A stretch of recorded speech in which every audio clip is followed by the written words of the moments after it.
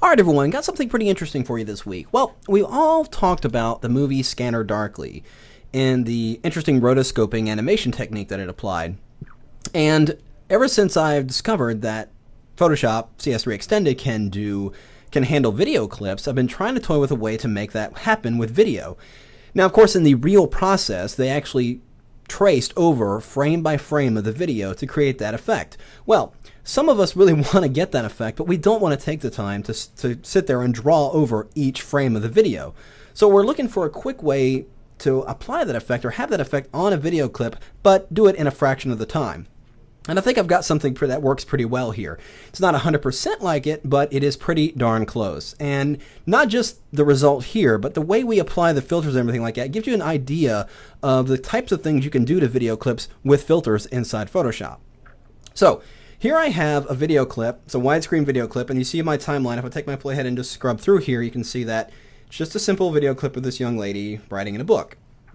Well, here's what I'm going to do. You can see over here in the layers panel that it is a video layer. It's indicated by the little film icon here.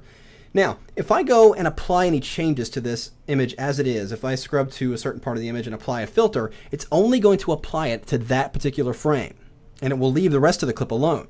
But that's not what I want. I want it to affect the entire clip as a whole, not just one individual frame. So in order to be able to do that, I'm going to need to convert this video layer into a smart object. So just like we would any other layer, I'm going to hold down my control key or simply right click directly on that layer, and we'll get the menu here and we'll choose Convert to Smart Object. Now I can apply smart filters to this layer, and it will apply it globally to the entire sequence instead of just one frame. So to achieve the effect we're going to go for, here's what we need to do. I'm going to first go into the filter menu and we're going to go and choose Blur, Surface Blur. Because what we need to do, in order to apply the next filter, we need to smooth out a lot of the detail of the images. We need to bring it to a very, very smooth finish so we can apply the outline effect that we're going to apply to it. So Surface Blur allows us to do that. It allows us to smooth out all the really hard areas of color and leaving the edge detail intact, as you can see right here. If I toggle the preview on and off, it smooths out a lot of these smoother areas or these large areas of color, but leaves the edges intact for the most part. And I'm going to go ahead and leave the radius at 15 and the threshold at 15 as well, and then we'll go ahead and click OK. And as you can see in the layers panel, it has applied it as a surface blur, which means I can go back in here. If I double click on that surface blur, I can go back in there and modify those settings right where I left off. They're at 15. If I decide I want to go higher or lower, I have that option to do that at any time. But for now, I'm going to go ahead and leave that in place there. So now let's go and apply another filter. I'm going to go under the filter menu and we're going to choose Artistic, and we're going to choose Poster Edges. Now you can start to see the sequence is starting to take effect here. And what we're going to do here is I'm going to set the edge thickness all the way up to 10, as you can see right here. And the edge intensity is just that. It determines how dark or how intense you want the black edges to be. So in this case, I think I'm going to keep it around 2. Actually, it looks pretty good, I think. And we're going to go and leave the posterization at 3.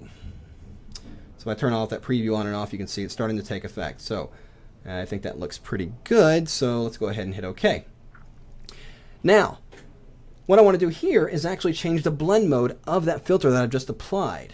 Now, ordinarily, after you apply a filter, you'd go into the Edit menu and you could choose Fade. But since we're working with smart filters, we have a little bit more freedom to play with that. It's this little icon right here next to the poster edges. I'm going to double click on that, and what that's going to do is open up my blending options. Here is where I can change the blend mode and the opacity of that particular filter. It's not the blend mode of the image or the layer, it's the blend mode of the filter itself. And what we're going to do is change the mode to Vivid Light. And it'll take a minute to kind of render it out there, but once it takes effect, you can see really kind of heightens the saturation and everything like that. And it's probably a little too blown out, but we're going to take care of that in just a moment. But you can see the effect really starting to take shape. And if I really wanted to, lessen it, I could drop the opacity a little bit. Maybe I'll take it down to about 90. So, and again, this is going to be something that's going to vary with every video clip you apply it to. Now, these settings tend to work very well for this particular clip, but it might require a little bit of experimentation on your part, depending on the overall exposure of your particular video clip. So, with that set in place, I'm going to go ahead and hit OK, and we're going to go ahead and apply the last filter, and we're going to go under Filter to Artistic again, and this time we're going to choose Cutout. And here we're going to set the number of levels to 8. And we're going to leave the edge simplicity at 3, and we're going to set the edge fidelity at 1. Again, like the last filter, these settings may be a little different depending on your particular video clip, so it may require a little bit of experimentation. So, those in place, I'm going to go ahead and hit OK, but now we're going to go into the blend options of this particular filter, and this time we're going to change it to hard light. So now you start to see it's really coming together. It's starting to really show me those dark edges, but we're getting that really oversaturated look, so it has a kind of surreal quality about it and everything like that. So go ahead and hit OK. And just so you know, you can see that these are, I've applied these filters in this particular order, but here's the thing.